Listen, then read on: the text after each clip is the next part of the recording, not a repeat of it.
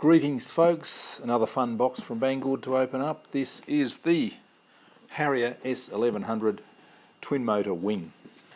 Let's talk about some specs. Wingspan 1100mm obviously, length 490mm, flying weight about 1 kilogram. This is the plug and play version, so we've already got the motors and ESCs and props.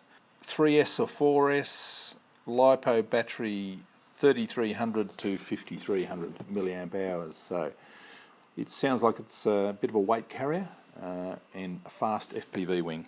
Let's pull it out and put it together. Cool decals with numbers too, that's nice. Bit of an instruction pamphlet and a box full of stuff. So obviously it's grey EPP, which I'm guessing is going to be a bit hard to see in the sky.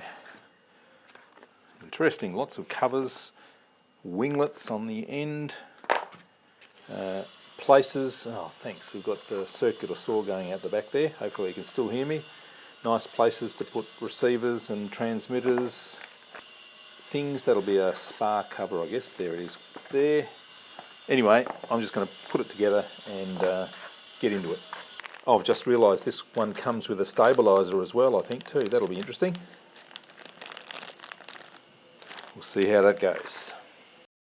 Oh, just a little word of caution, a little aside. I'm actually recovering from a bit of an eye injury, which is ironic because I work in an eye hospital. I get lots and lots of boxes and I had to throw them out to the recycling depot. I was loading them into the car and it was actually a bit of plastic swung round and hit me in the eye, and luckily just sort of a bit of an injury in the sclera or in the conjunctiva just under the cornea. Missed the cornea, which is good, but yeah, wear glasses whenever you can. Sunny's outside, safety glasses when you're using anything dangerous. It's a bit scary, but it's all good.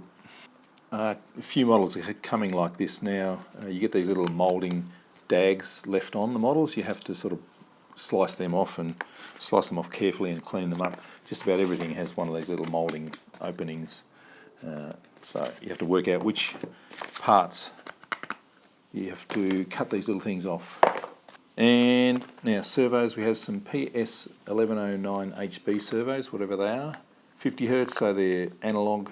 1.65 to 1.89 kilogram servos, pretty standard little 9-gram servos I guess.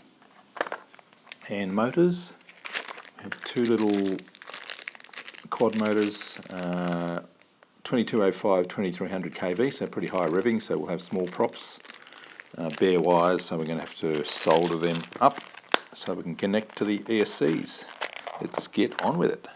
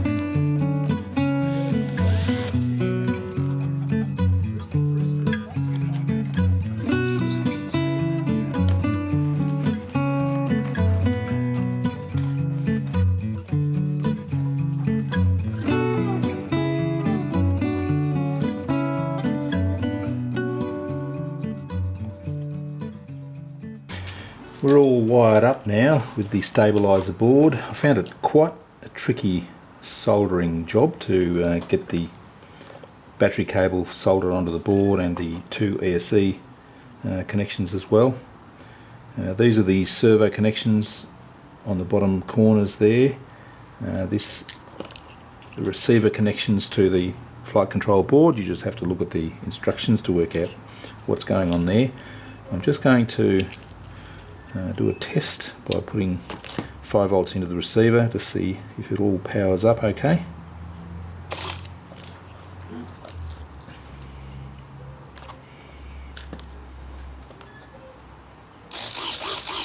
Well, that's working. It looks like it's manual mode. I don't have the motors connected up. I've got the ECs all wired up, but it's about time to try it with the battery. Seems to be working. Oh yeah, now we're right. Got the red light there, that's good. No light now, so that'll be manual. Flickering light, that'll be rate mode or something. And we're getting some sort of stabilisation as well. Well, that's pretty cool. Just have to glue the motors on and we're right to go. To be honest, I'm not real sure about these motor mounts. We've got a little ply spacer which gets glued onto that little spot there, and then this carbon fibre mount gets glued onto the spacer. So the integrity of the motor mount is relying on that little piece of plywood.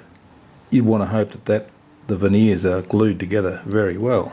I'm just going to glue it on to start off with, but I would really prefer a nice big plywood plate over the top of that this could screw into, and I'm sure I'll do that in the end.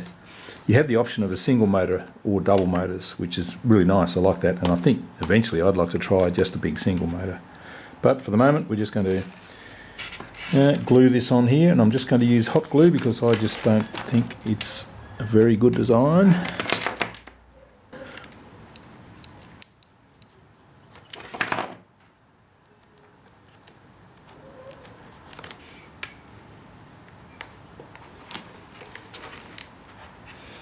Just fitting the props on, and interestingly they're both reverse threaded shafts. We've got counter rotating props, 6 by 4.5. Yes, they both are reverse threaded.